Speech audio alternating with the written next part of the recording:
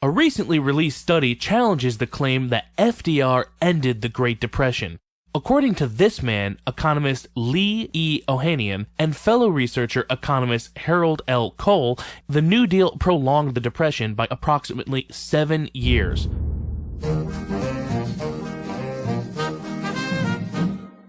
In their evaluation, they sought to observe how quickly FDR's New Deal gave Americans jobs, measured in hours of work and compared to other recessions in U.S. history. What they found was that specific legislation contributed to the abnormally slow recovery that would have otherwise been much quicker had such legislation not been enacted. For instance, the National Industrial Recovery Act, passed in 1933, which exempted industries from antitrust prosecution, allowing them and encouraging them to price fix amongst themselves, so long as they also agreed to collectively raise salaries.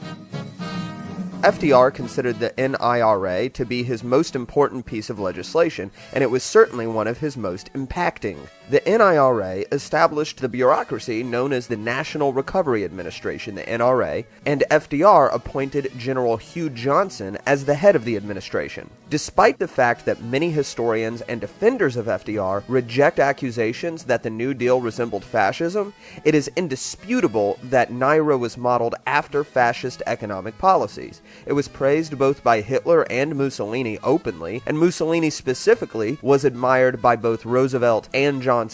Mussolini's system of cartels in Italy, known as cooperatives, were the basic model for the cartels established by NIRA, known as code authorities. Hugh Johnson even encouraged his employees to read a book called The Corporate State about fascist economics, which was written by an economist who also heavily influenced Mussolini.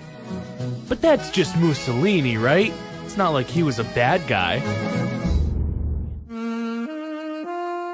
NIRA essentially gave the president executive power in crafting significant regulatory legislation for every industry in America.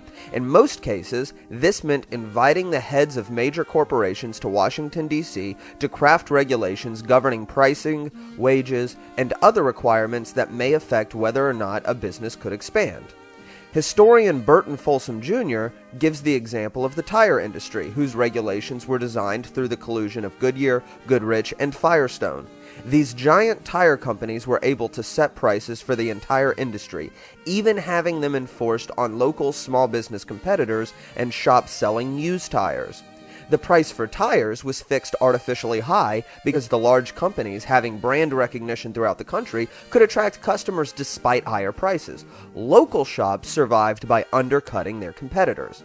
Carl Ferris of the Ferris Tire and Rubber Company in Ohio, which had over 1,000 employees, is an example of how NIRA price fixing hurt the consumer, small businesses, and destroyed jobs to benefit large corporations.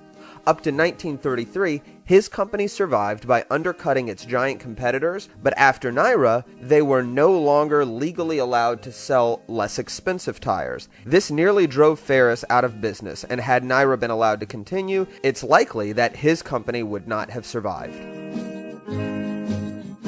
This was all an extension of FDR's prevailing vision at the time, that the problem with the economy was that salaries needed to be artificially increased in order to increase consumption of goods. Ideas that clearly did not work. Instead, these policies promoted the creation of cartels, allowing corporations to extract more wealth from the populace without needing to innovate or increase productivity at all because they did not need to compete. It may have raised the pay for the few lucky ones that actually had jobs, but it did nothing to expand the economic pie for all the rest of the population. It left the unemployed even worse off than they were before. Since it is clear that the creation of the National Recovery Administration was modeled after fascism, it should be no surprise that this bureaucracy enforced its legislation in the same strong-armed manner that you would find under fascism as well. Supposedly, cooperation with NIRA was voluntary, and participating businesses got the government's Blue Eagle stamp of approval. When one even smaller tire manufacturer, F.H. Mills Jr., wrote to the NRA explaining that if his company complied with NRA pricing, it was impossible to stay in business, an NRA administrator named Frank Blodgett threatened to put his heel upon the neck of Mills's little company and twist it with all the force at his command. And in many cases, this is exactly what the National Recovery Administration did. Fred Perkins, who ran a battery shop, refused to comply with the NRA by raising wages because it would drive him out of business and cost his employees their jobs. Perkins was thrown in jail where he ran his business from a jail cell, all while his employees came eagerly to his defense. Dry cleaners Sam and Rose Markowitz were jailed because they cleaned suits for 5 cents less than the legally mandated prices. Jacob Maged, a tailor, was also jailed when he refused to raise his prices, and he was also hit with a $100 fine. Henry Ford was probably the most notable American businessman who stood up to Hugh Johnson's administration. Ford, of course, is known for having paid his employees well above the market rates without a government mandate, but the NRA was attempting to compel him to raise the price of his cars to meet the regulations crafted by his competitors. In the case of Ford, who was too high profile to throw in prison, Johnson simply took lucrative government contracts elsewhere. In one contract for 500 trucks for FDR's Civilian Conservation Corps, Ford offered the lowest bid out of all of his competitors, but the government instead spent more taxpayer dollars with another company merely to punish Ford. This was no secret either. Roosevelt openly asserted a government boycott for the Ford Motor Company for not complying with the NRA agreement. It should be obvious to even the most pro-New Deal historians that mandating higher prices in the middle of a recession will hurt the consumer, and mandating higher wages will hurt unemployment. In fact, the Great Depression should have seen significantly more deflation following the liquidation of nearly half of the money supply in the United States.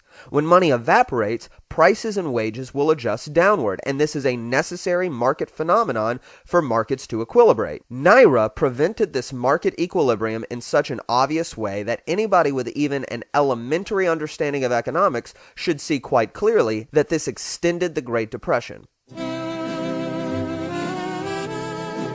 And this act was found unconstitutional just 2 years later. The story of the Supreme Court case for NIRA is an interesting one. It came about due to the Schechter brothers, who sold kosher chickens in Brooklyn. Because they were being faced with the possibility of being fined or thrown in jail for violating NRA codes, they took a more proactive route than some of the previous examples and hired a legal team to defend them in court. Their case finally made it to the Supreme Court, and the NRA prosecutor accused the brothers of paying wages below the legal mandate, selling sick chickens, and, of all things, allowing their customers to choose what chicken they wanted to buy. The Schechters' lawyer, Joseph Heller, had to clarify the point repeatedly.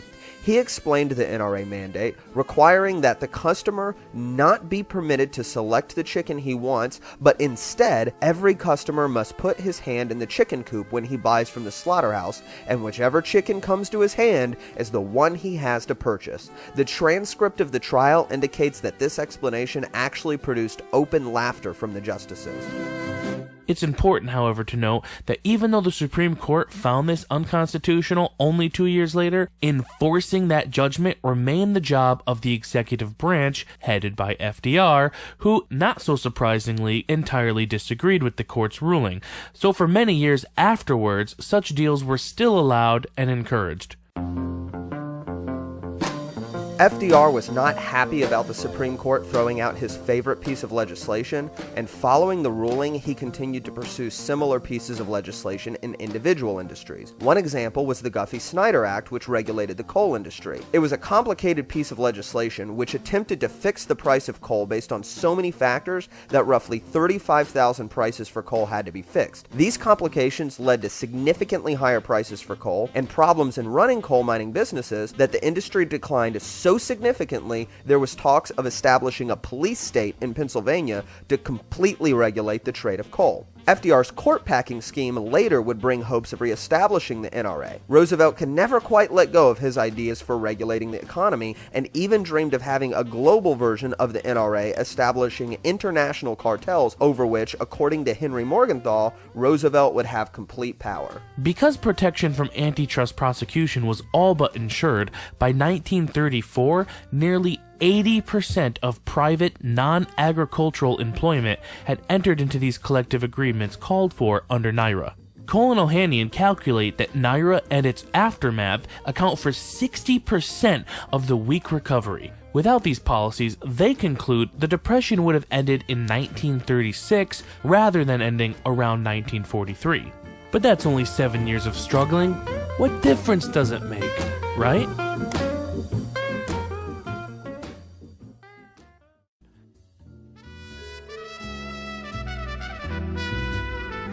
This has been a production of We Are Capitalist. For more, find us on our page at facebook.com/We Are Capitalist.